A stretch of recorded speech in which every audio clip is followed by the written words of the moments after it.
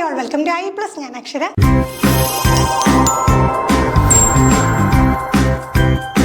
നമുക്കിന്ന് KTET category 3 സൈക്കോളജിയുടെ questions ആണ് ഡിസ്കസ് ചെയ്യാനായിട്ട് പോകുന്നത്. സൈക്കോളജിയുടെ ക്വസ്റ്റ്യൻസ് ഇത്തവണ നമ്മൾ നോക്കിക്കഴിഞ്ഞാൽ വളരെ ഡിഫിക്കൽട്ട് ആയിട്ടുള്ള ക്വസ്റ്റ്യൻസ് ഒന്നും അല്ലായിരുന്നു. പ്രീവിയസ് ഇയർ പാറ്റേൺസ് ഒക്കെ നോക്കിയാൽ ആ ഒരു പാറ്റേൺ തന്നെ ക്വസ്റ്റ്യൻ എന്താണ്, കുറച്ച് ചോദ്യങ്ങൾ അങ്ങോട്ടും ഇങ്ങോട്ടും എന്താണ് മാറിയും തിരിഞ്ഞും ഒക്കെ ചോദിക്കും. ആ ഒരു പാറ്റേൺ, ആ ഒരു ബേസ് ആയിട്ടുള്ള കാര്യത്തിൽ ചേഞ്ച് വന്നിട്ടില്ലെന്ന് തന്നെ നമുക്ക് മനസ്സിലാക്കാം.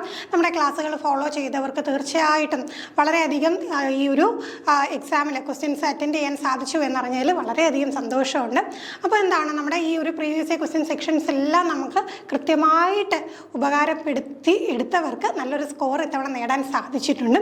അപ്പോൾ നമുക്ക് ഡീറ്റെയിൽ ആയിട്ടുള്ള അനാലിസിസിലേക്ക് കടക്കാം. അപ്പോൾ മുമ്പ് ചോദ്യം ചോദിച്ചിട്ടുള്ളതും അതോടൊപ്പം മറ്റ് പ്രധാനപ്പെട്ട ഓപ്ഷൻസിൻ്റെ എക്സ്പ്ലനേഷനും എല്ലാം നമ്മൾ ഈ സെക്ഷനിൽ ഡീൽ ചെയ്യുന്നുണ്ട്. അപ്പം വീഡിയോ എല്ലാവരും കംപ്ലീറ്റ് ആയിട്ട് കാണാം. ആദ്യത്തെ ചോദ്യത്തിലേക്ക് കടക്കാം. വളരെ ബേസിക് ആയിട്ടുള്ള ഫാക്ട് തന്നെയാണ് ആദ്യം ചോദിച്ചത്. Chairman of the steering committee of NCF 2005. Basic ചോദ്യമാണ്. NCFൽ നിന്നും KCFൽ നിന്നും തീർച്ചയായിട്ടും ചോദ്യങ്ങൾ പ്രതീക്ഷിക്കാമെന്ന് പറഞ്ഞിരുന്നു. NCF 2005ഉം KCF 2007. അപ്പോൾ അതിൽ വളരെ ബേസിക് ഒരു ചോദ്യം തന്നെയാണ്. ആരാണ് എൻ്റെ സ്റ്റിയറിംഗ് കമ്മിറ്റിയുടെ chairman? Professor Yashpal, Shri Rohit Dhankar, doctor Kasturi Rangan Kothari. അപ്പോൾ ആരാണ് നമുക്ക് ഈ ഒരു ചെയർമാനെ നോക്കിക്കഴിഞ്ഞാൽ ആരാണ്? പ്രൊഫസർ യശ്പാലാണ് സ്റ്റിയറിംഗ് കമ്മിറ്റി ഓഫ് NCF 2005ലെ ചെയർമാൻ എന്ന് പറയുന്നത്. അടുത്ത ചോദ്യം, a boy wearing a shirt with non noticeable ink spot thinks that all will notice the ink spot on his shirt. This is an example of. അപ്പോൾ ഇവിടെ നോക്കിക്കും, ഇങ്ങനെയൊക്കെയുള്ള ചോദ്യങ്ങൾ കൃത്യമായിട്ട് നമ്മൾ ഉത്തരം മുമ്പേ പഠിച്ചു വെച്ചിട്ട് പോയില്ലെങ്കിൽ പോലും നമ്മൾ പഠിച്ചിട്ടുള്ള നമുക്കറിയാവുന്ന കാര്യങ്ങൾ വെച്ചിട്ട് ഒന്ന് കണക്ട് ചെയ്ത് നോക്കുമ്പോൾ തീർച്ചയായിട്ടും ഉത്തരത്തിലൂടെ നമുക്ക് എത്താൻ പറ്റും. ഓപ്ഷൻസ് നമുക്ക് നോക്കാം. Personal fable, imaginary audience, identity crisis, delinquency. അപ്പം നമുക്ക് ഇവിടെ കറക്റ്റായിട്ട് എന്താണ് ആ ഒരു കുട്ടിയുടെ ഒരു സ്വഭാവം മുമ്പും സെക്ഷൻസിലൊക്കെ പറഞ്ഞിട്ടുണ്ട്. അഡോളസൻസിൻ്റെ സെക്ഷനിൽ നമ്മൾ പറഞ്ഞിട്ടുണ്ട് എന്താണ് ഈ ഒരു പ്രായത്തിലുള്ള കുട്ടികളുടെ കുറച്ച് പ്രത്യേകതകളുണ്ട്. കാറ്റഗറി 3 സൈക്കോളജിക്ക് ചോദ്യം ചോദിക്കുമ്പോൾ ആ മേഖലകളിൽ കുറച്ച് ഊന്നൽ കൊടുത്ത് പഠിക്കണം എന്ന് ഓൾറെഡി പറഞ്ഞിട്ടുള്ള കാര്യമാണ്. അപ്പോൾ അവരുടെ ഒരു ഫീച്ചേഴ്സ് എല്ലാം നമ്മൾ അറിയണ്ടായോ. ഓരോ പ്രായത്തിലുള്ള കുട്ടികളെ പഠിപ്പിക്കാനായിട്ട് പോകുമ്പോൾ ആ കുട്ടികളുടെ ക്യാരക്ടറിസ്റ്റിക്സ് നമ്മൾ കൃത്യമായിട്ട് അറിഞ്ഞിരിക്കണം. അപ്പോൾ അത്തരത്തിലുള്ള ചോദ്യങ്ങൾ നമുക്ക് പ്രതീക്ഷിക്കാമെന്ന് പറഞ്ഞു. അത്തരം ചോദ്യങ്ങൾ ചോദിച്ചിട്ടുണ്ട്, ഇനിയും വന്നിട്ടുണ്ട്. അപ്പോൾ ഈ ചോദ്യം നോക്കിക്കും, ഒരു എന്താണ് ഷർട്ടിൽ ജസ്റ്റ് ഒരു നോൺ നോട്ടീസബിൾ ആയിട്ടുള്ള ഇങ്ക് സ്പോട്ട്, പേന കൊണ്ടൊരു മഷിയുടെ മാർക്ക് വീണു. അപ്പോൾ എന്ത് സംഭവിച്ചു? അപ്പോൾ ഈ കുട്ടി ചിന്തിക്കുവാണ് എന്താണ് എല്ലാവരും എന്താണ് എൻ്റെ ഷർട്ടിലെ ആ ഒരു ഇങ്ക് സ്പോട്ട് ശ്രദ്ധിക്കും. അപ്പോൾ അങ്ങനെ ഒന്ന് ആലോചിച്ച് നോക്കിക്കുക. അത് വെച്ച് തന്നെ നമുക്ക് കണക്ട് ചെയ്യും. എല്ലാവരും എന്നെ തന്നെ നോക്കുകയാണ്, എല്ലാവരും എന്നെ തന്നെയാണ് വാച്ച് ചെയ്യുന്നത് എന്നൊക്കെയുള്ള ആ ഒരു ചിന്ത.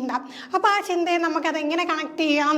ഇമാജിനറി ഓഡിയൻസ് ആണല്ലേ. അപ്പോൾ എല്ലാവരും എന്നെ നോക്കിയിരിക്കുന്നു, ആരും നോക്കിയിരിക്കുന്നില്ല, എല്ലാവരും അവനവൻ്റെ കാര്യം നോക്കുകയാണ്. പക്ഷേ ഏജിലുള്ള കുട്ടികളുടെ പ്രത്യേകത എന്താണ്?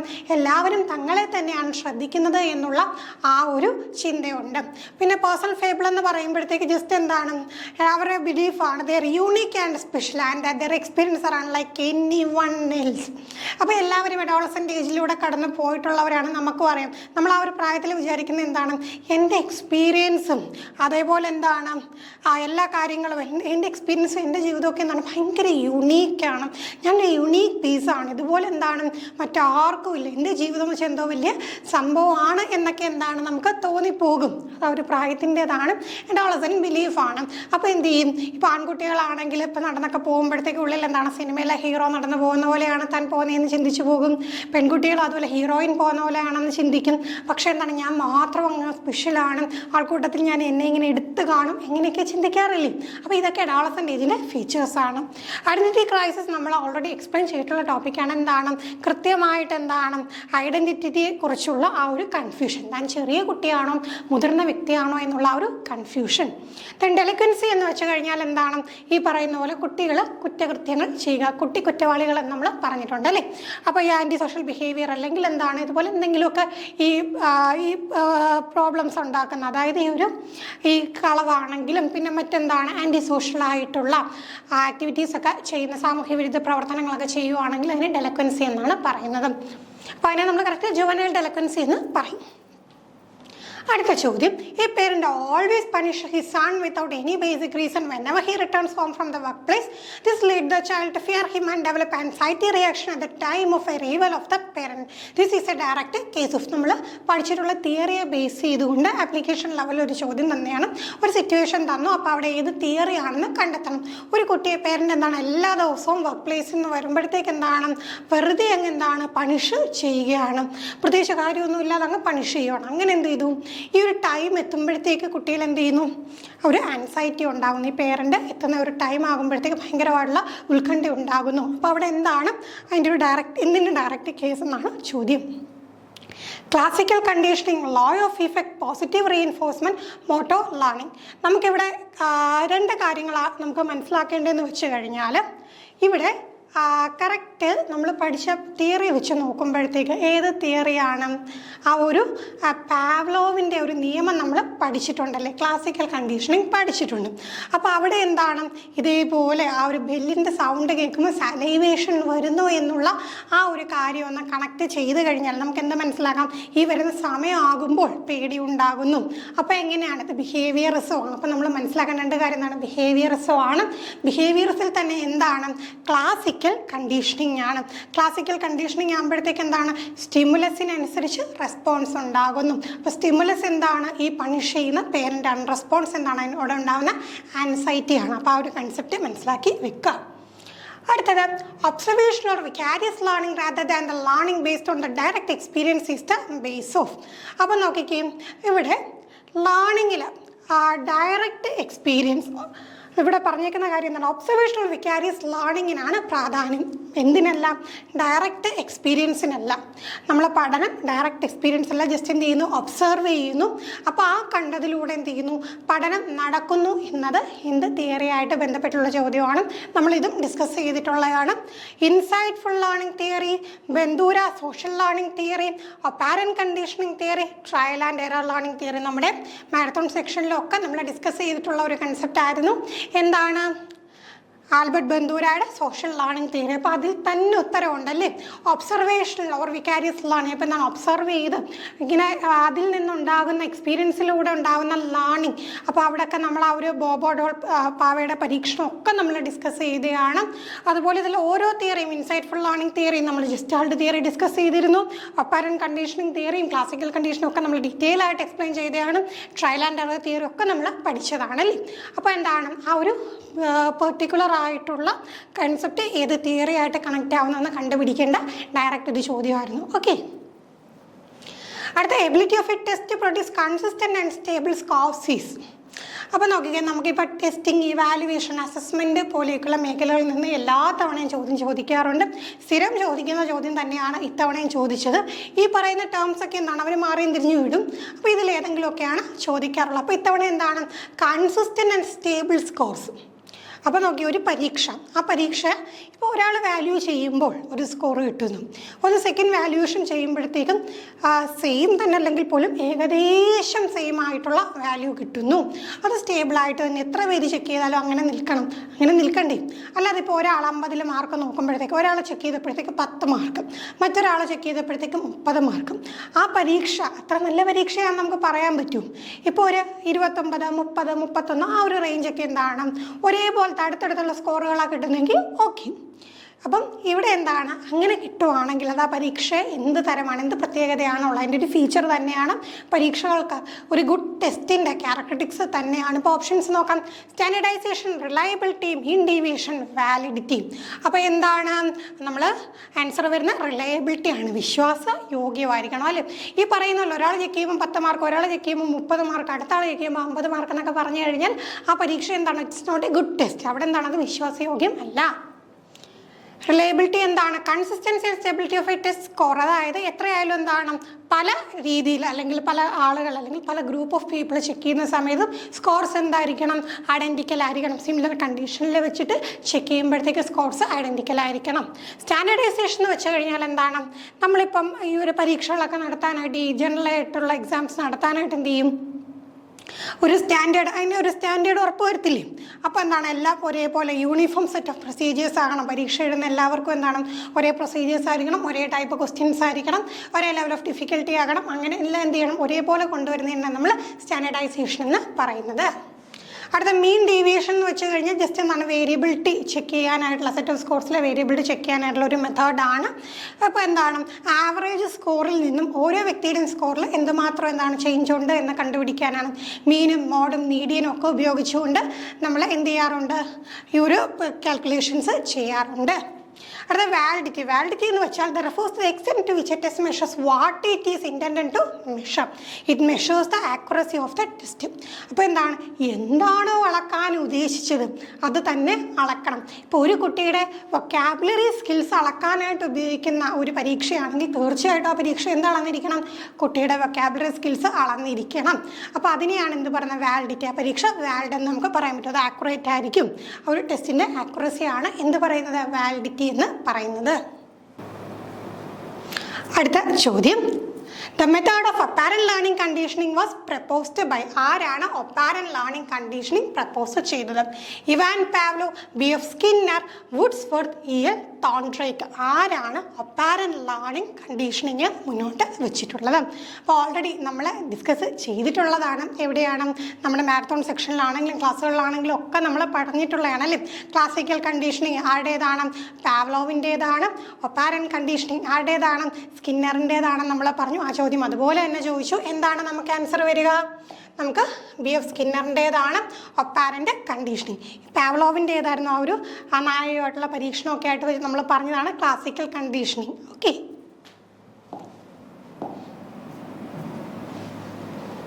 അടുത്ത ചോദ്യം, which is a least considered in the teaching learning process? നമ്മൾ ടീച്ചിങ് ലേണിംഗ് പ്രോസസ്സിൽ ലീസ്റ്റ് ആയിട്ട് കൺസിഡർ ചെയ്യുന്നത് ഏതാണ്? Demonstration of experiments, lecturing in impressive manner, scolding and punishing the students, usage of whiteboard or blackboard in a classroom. ഇതൊക്കെ നമ്മൾ already സെക്ഷനിൽ പറഞ്ഞിട്ടുള്ള കാര്യമാണ്. ടീച്ചറിൻ്റെ പോയിന്റ് ഓഫ് വ്യൂവിൽ, കുട്ടിയുടെ പോയിന്റ് ഓഫ് വ്യൂവിൽ ചിന്തിക്കണം. നമ്മുടെ അപ്രോച്ച് പെഡഗോജിക്കൽ അപ്രോച്ചാണ്. കുട്ടികളെ ശിക്ഷിക്കുക, കാണാപ്പാഠം പഠിക്കുക പോലെയുള്ള പരിപാടികൾ ഒന്നും നമുക്കിപ്പോൾ ഇല്ല. അത് മനസ്സിൽ വെച്ചുകൊണ്ട് നോക്കിക്കഴിഞ്ഞാൽ തന്നെ ഒറ്റ നോടത്തെ ഉത്തരം കിട്ടുമല്ലേ. സ്കോൾഡിങ് ആൻഡ് പണിഷിംഗ് ദ സ്റ്റുഡൻസ്, കുട്ടികളെ എന്താണ് വഴക്ക് പറയുക, ശിക്ഷിക്കുകയോ ഒന്നും ടീച്ചിങ് ലേണിംഗ് പ്രോസസ്സിൽ നമ്മളിപ്പോൾ എന്താണ് അത്ര അതിൻ്റെ ഒരു ഫീച്ചറായിട്ട് നമ്മൾ കൺസിഡർ ചെയ്യുന്നില്ല. ഇപ്പോൾ ഈ ഒരു പരിപാടിയൊക്കെ മാറി. പകരം എന്തൊക്കെയുണ്ട്, ഡെമോൺസ്ട്രേഷൻ ഓഫ് എക്സ്പെരിമെൻറ്റ്സ്. ശരിയാണ്, എക്സ്പെരിമെൻറ്റ്സിൻ്റെ ഡെമോൺസ്ട്രേഷൻസ് നമ്മൾ നടത്തുന്നു. ലെക്ചറിങ് ഇൻ ഇംപ്രസീവ് മാനർ, പഠിപ്പിക്കുമ്പം ആ ഒരു ലെക്ചർ എടുക്കുന്ന സമയത്ത് എന്താണ് വളരെയധികം ഇംപ്രസീവായിട്ട് എടുക്കുക. Usage of whiteboard or blackboard in a class room, class റൂമിൽ എന്താണ് വൈറ്റ് ബോർഡോ ബ്ലാക്ക് ബോർഡോ ഒക്കെ ഉപയോഗിക്കുക. നമുക്കൊരു എന്താണ് ലേണിംഗ് എയ്ഡായിട്ട് ഉപയോഗിക്കാവുന്നതാണ്. അടുത്ത ചോദ്യം, match list of 1 with list 1 select the correct option.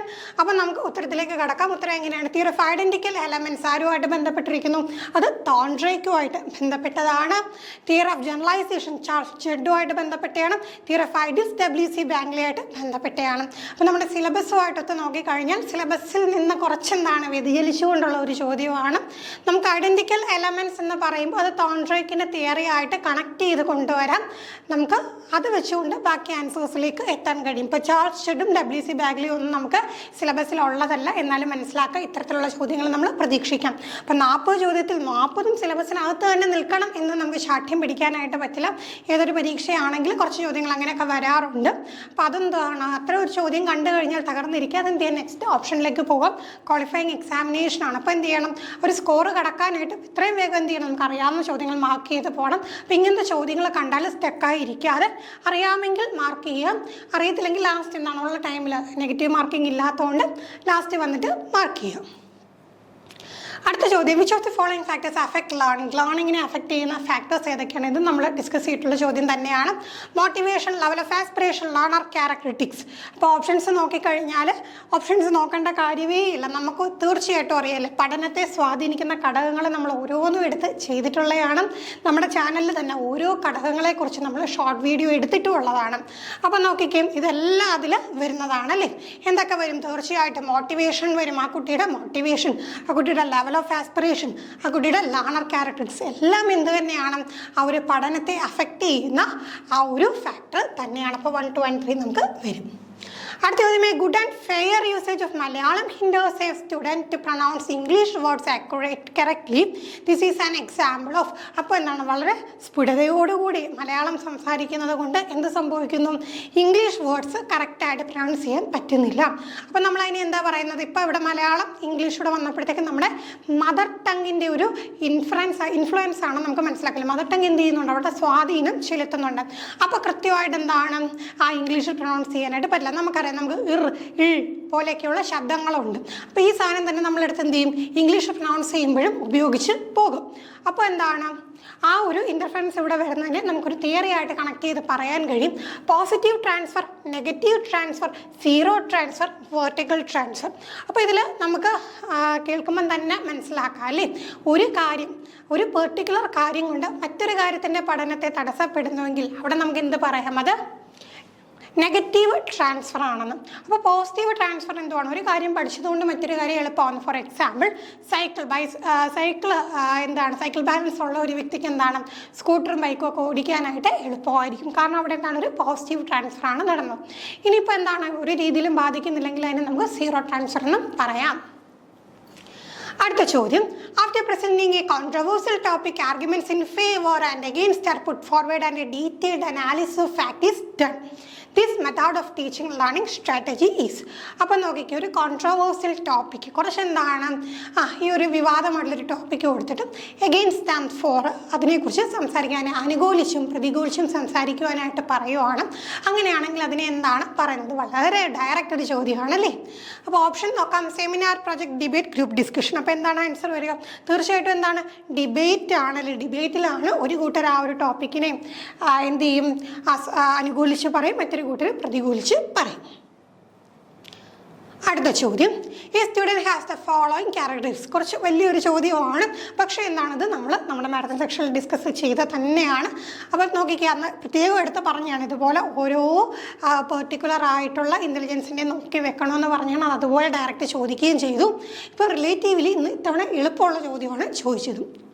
അപ്പോൾ എന്താണ് 4 ക്യാരക്ടറിസ്റ്റിക്സ് ആണ്. Enjoys reading books and writing essays, easily solve complex problems, easily establish good relation with others, have excellent self-awareness. Select the option which indicate the multiple intelligence that the student has. എന്ന് നമ്മൾ ക്ലാസ്സിൽ പറഞ്ഞു അല്ലേ. ഇപ്പോൾ ഈ multiple ഇൻ്റലിജൻസിൽ നമുക്ക് ഒരു വ്യക്തിക്ക് ഒരു ഇൻ്റലിജൻസ് മാത്രമേ ഉള്ളെന്ന് പറയാൻ പറ്റില്ല, ഒന്നിലധികം ഇൻ്റലിജൻസിൻ്റെ ബ്ലെൻഡ് ആയിരിക്കും ഓരോ വ്യക്തി എന്ന് പറഞ്ഞു. അപ്പോൾ ഇവിടെ 4 ഫീച്ചേഴ്സ് കൊടുത്തിട്ടുണ്ട്. അപ്പോൾ എന്താണ് ഓരോന്നിൻ്റെയും ആക്യുറേറ്റ് ആയിട്ടുള്ള ഇൻ്റലിജൻസ് എന്ന് പറയണം. ഇപ്പോൾ 4 എണ്ണത്തിനും എന്ത് ചെയ്യണം, അതിന് ചേർന്ന് വരുന്നത് കണ്ടെത്താനായിട്ടാണ്. അപ്പോൾ വെറുതെ ഓപ്ഷൻസ് വായിച്ച സമയം കളയുന്നില്ല. Enjoy reading books and writing essays വരുമ്പോൾ തീർച്ചയായിട്ടും അത് ഭാഷാപരമായിട്ടുള്ള ബുദ്ധിയാണ്, ലിംഗ്വിസ്റ്റിക് ഇൻ്റലിജൻസ് ആണ്. Easily solve complex problem solve ചെയ്യുന്നത് എങ്ങനെയാണ്, അത് ലോജിക്കൽ മാത്തമാറ്റിക്കൽ ഇൻ്റലിജൻസ് ആണ്. Easily establishes good relation with others, മറ്റുള്ളവരുമായിട്ട് നല്ല റിലേഷൻഷിപ്സ് എന്ത് ചെയ്യാൻ പറ്റുന്നുണ്ട്, മെയിൻറ്റെയിൻ ചെയ്യാൻ പറ്റുന്നെങ്കിൽ എന്താണ് ഇൻ്റർപേഴ്സണൽ ഇൻ്റലിജൻസ് ആണ്. ഇനി സ്വയം അവയർനെസ് ഉണ്ടെങ്കിൽ അതിനെ നമ്മൾ എന്ത് പറയും, ഇൻട്രാപേഴ്സണൽ ഇൻ്റലിജൻസ്. അത് നമുക്ക് ഓപ്ഷനിലുണ്ട്. നോക്കിക്കേ, കറക്റ്റ് ആയിട്ടുള്ള ഓപ്ഷൻ നമുക്ക് ഇതിന് സെലക്ട് ചെയ്യാം. ലിംഗ്വിസ്റ്റിക് വെർബൽ ഇൻ്റലിജൻസ് ആയിരുന്നു ആദ്യത്തത്, 2 ലോജിക്കൽ മാത്തമാറ്റിക്കൽ, 3 ഇൻ്റർപേഴ്സണൽ. മറ്റുള്ളവരുമായി ഇടപഴകുകയാണെങ്കിൽ ഇൻ്റർപേഴ്സണൽ. സ്വയം ഒരു അവബോധമുള്ളതാണെങ്കിൽ അതിനെ എന്താ പറയുക, ഇൻട്രാപേഴ്സണൽ ഇൻ്റലിജൻസ് എന്നാണ് പറയുക. ഓക്കെ, അടുത്ത ചോദ്യം, the disorder that characterised by difficulty in muscle control which causes problem with movement and coordination, language and speech which in turn can affect learning. ഇത് നമ്മൾ ഡിസ്കസ് ചെയ്ത ചോദ്യം തന്നെയാണ്. പഠന വൈകല്യങ്ങളുമായി ബന്ധപ്പെട്ടുള്ള ചോദ്യങ്ങൾ ഉറപ്പായിട്ടും ചോദിക്കുമെന്ന് പറഞ്ഞു, ഉറപ്പായിട്ടും ചോദിച്ചു അല്ലേ. നോക്കി, ഡിസ്ലെക്സിയ, ഡിസ്ഗ്രാഫിയ, ഡിസ്പ്രാക്സിയ, ഡിസ്കാൽക്കുലിയ. ഇപ്പോൾ ഇവിടെ എന്താണ് മസിൽ കൺട്രോളിനുള്ള ഒരു ബുദ്ധിമുട്ട്. അപ്പോൾ എന്താണ് അതുകൊണ്ട് മൂവ്മെൻറ്റും കോർഡിനേഷനും ഒന്നും കറക്റ്റായിട്ട് നടക്കില്ല. അങ്ങനെ വരുമ്പോൾ ഇൻടേൺ എന്ത് ചെയ്യും, ലാംഗ്വേജും സ്പീച്ചിലും ഒക്കെ പ്രോബ്ലം ഉണ്ടാകുന്നു. അങ്ങനെ ലേണിങ്ങിനെ അഫക്റ്റ് ചെയ്യുന്നു. ആ ലേണിംഗ് ഡിസബിലിറ്റിക്ക് പറയുന്ന പേരെന്താണ്, എന്താണ് അതിന് പറയുക, ഡിസ്പ്രാക്സിയ എന്നാണ് പറയുന്നത്. ബാക്കിയൊക്കെ നമുക്കറിയാമല്ലേ, ഡിസ്ലെക്സിയ റീഡിങ് ഡിസബിലിറ്റി ആണ്, ഡിസ്ഗ്രാഫിയ റൈറ്റിങ്ങിലാണ്, ഡിസ്കാൽക്കുലിയ ഒബ്വിയസ്ലി നമുക്കറിയാം അത് മാത്തമാറ്റിക്കൽ പ്രോബ്ലംസ് ചെയ്യുന്നതിലുള്ള ആ ഒരു ലേണിംഗ് ഡിസബിലിറ്റി ആണ്. അടുത്ത ചോദ്യം, assumptions in life span perspective LSP on ഡെവലപ്മെൻറ്റുമായിട്ട് ബന്ധപ്പെട്ട ചോദ്യമാണ്. ചോദ്യം കാണുമ്പോൾ assessment in life span perspective എന്നൊക്കെ കാണുമ്പോഴത്തേക്ക് എന്തോ വലിയ സംഭവമായിട്ട് തോന്നും. പക്ഷേ നമ്മൾ മാരത്തോൺ സെക്ഷനിൽ പറഞ്ഞ പോലെ ഗ്രോത്ത് ആൻഡ് ഡെവലപ്മെൻറ്റുമായിട്ട് ബന്ധപ്പെട്ട ചോദ്യം ഉറപ്പായിട്ട് ചോദിക്കുമെന്ന് പറഞ്ഞു. നമ്മൾ ഡിസ്കസ് ചെയ്ത കാര്യങ്ങൾ തന്നെയാണ് ഈ ചോദ്യത്തിൽ വന്നിട്ടുള്ളത്. നോക്കി, development is life long, development is uni directional, biological, cognitive and socio emotional process R involved in development, skills and abilities can be improved throughout the life span.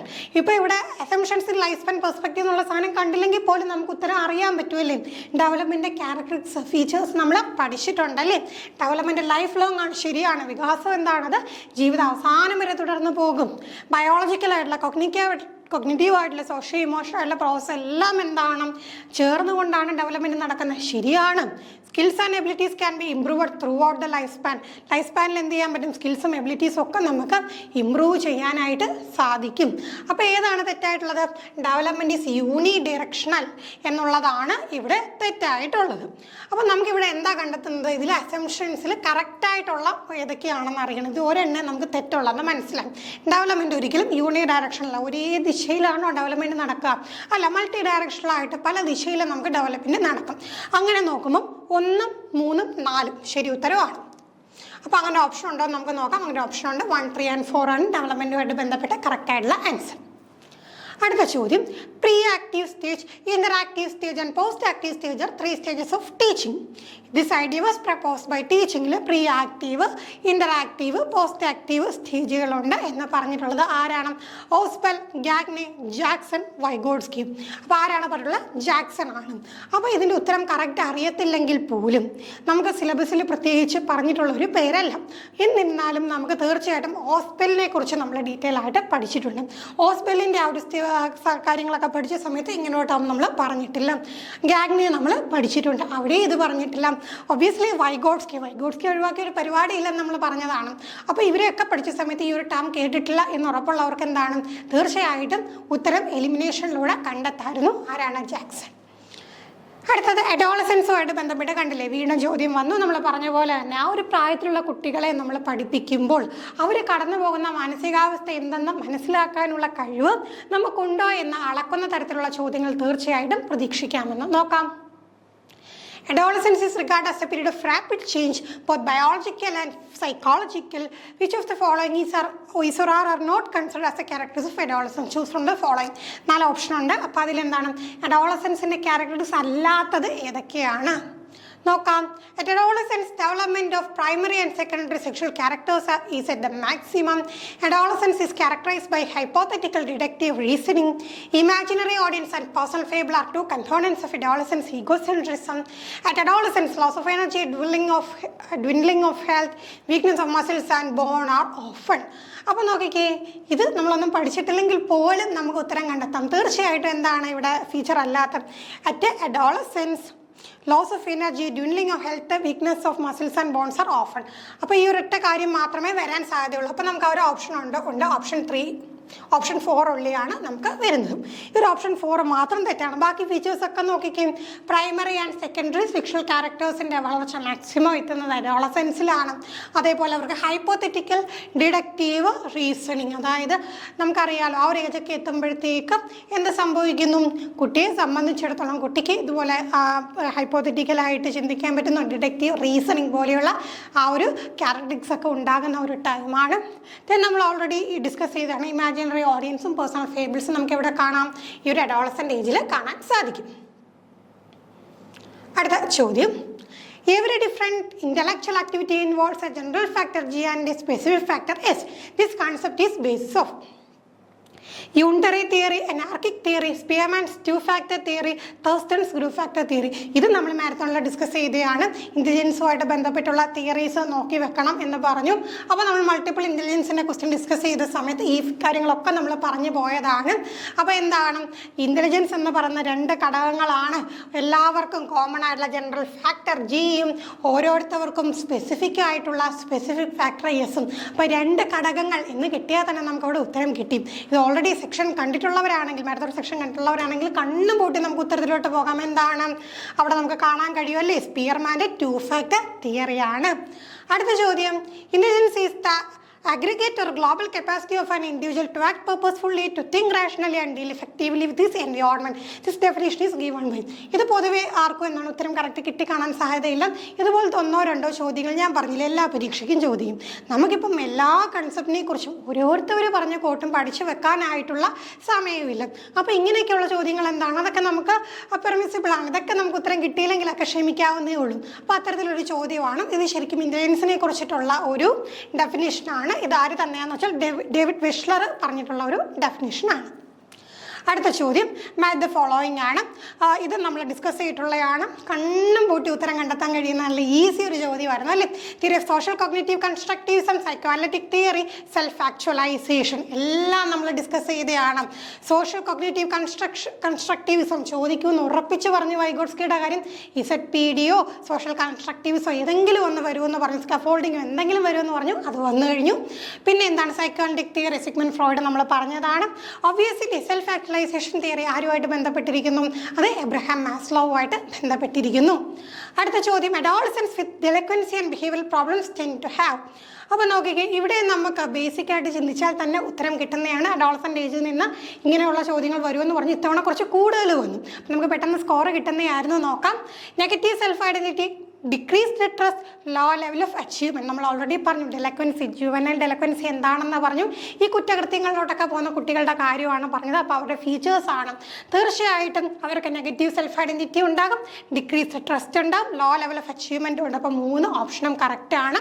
അപ്പോൾ നമുക്ക് എന്താണ് 1, 2 and 3 അവിടെ ആൻസർ ആയിട്ട് വരും. നമുക്ക് ബാക്കി questions അടുത്ത സെക്ഷനിലായിട്ട് discuss ചെയ്യാം. അടുത്ത സെക്ഷനിൽ കാണാം. Thank you all.